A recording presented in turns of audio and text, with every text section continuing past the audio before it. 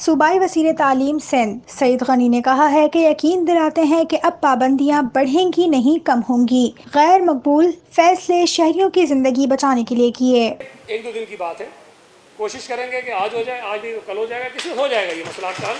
اس میں اور مشکلات بڑھیں گی نہیں، اب کم ہونے کی بات ہے۔ صوبہ سندھ میں اور خاص طور پہ کراچی میں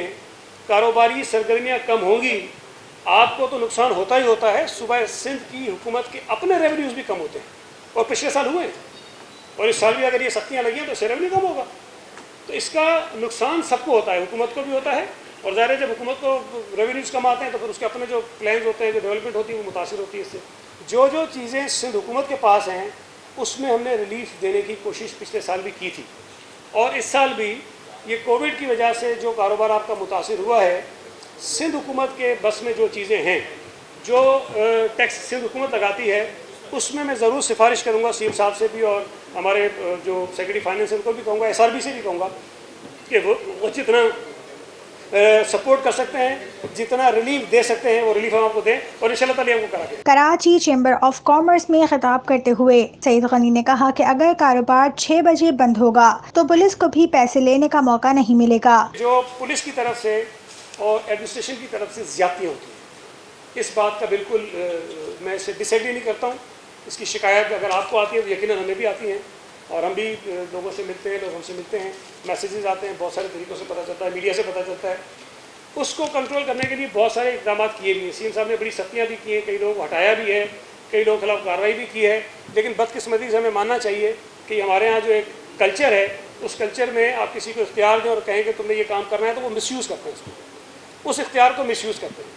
اس میں یہ سمجھتا ہوں کہ تھوڑا سا اگر ہم مل جل کے کام کریں، اگر ہم نے ایک فیصلہ کیا ہے،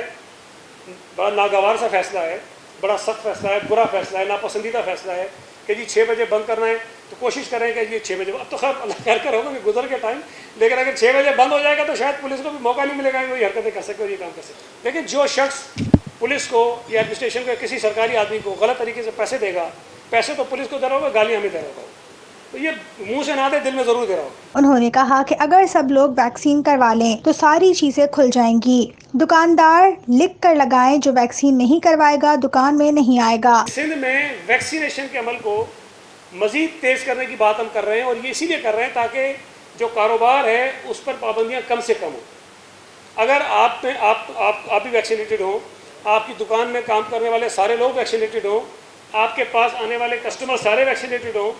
آپ کے ریسٹورنٹ چلانے والے ویکسینیٹ ہوں، آپ کے کھانا کھانے والے ویکسینیٹ ہوں، تو پرابلم کیا ہے؟ کوئی ایشو ہی نہیں ہے، ساری چیزیں نارمل ہو جائیں گی۔ لیکن یہ کہ تھوڑی بہت پابندیوں کے ساتھ ماسک لگا کے سارا چیز ہو جائے گی، تو اس میں بھی آپ ہماری مدد کریں۔ ویکسینیشن فری ہے،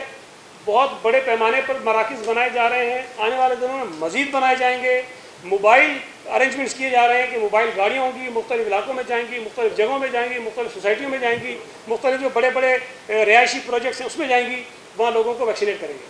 تو اس میں آپ ہماری مدد کریں، آپ اپنے آپ کو بھی ویکسین لگوائیں، اپنی فیملی کو بھی لگوائیں، اپنے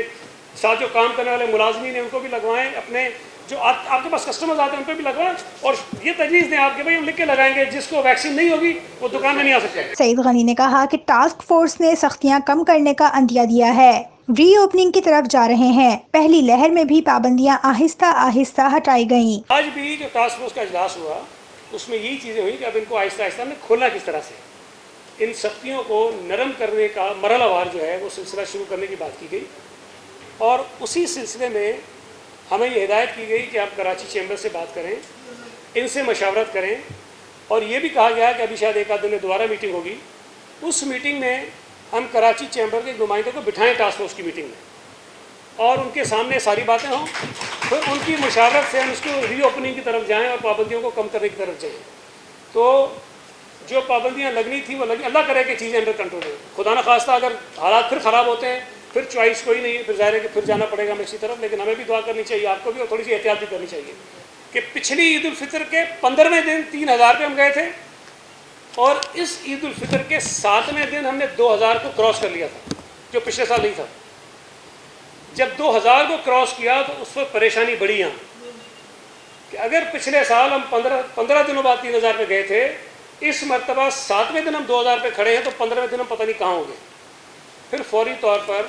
کچھ فیصلے کیے گئے تاکہ یہ جو لوگوں کا انٹریکشن ہے آپس میں میل ملاپ ہے اس کو کم کرنے کے لیے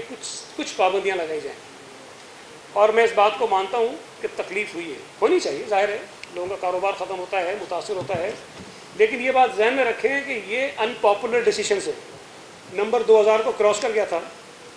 ان پابندیوں کی وجہ سے وہ 1000 تک آ گیا. اب وہ 1000 ہے یا 1000 سے نیچے ہے, مطلب 900 اور 1100 کے درمیان میں وہ نمبر ہے ہمارا.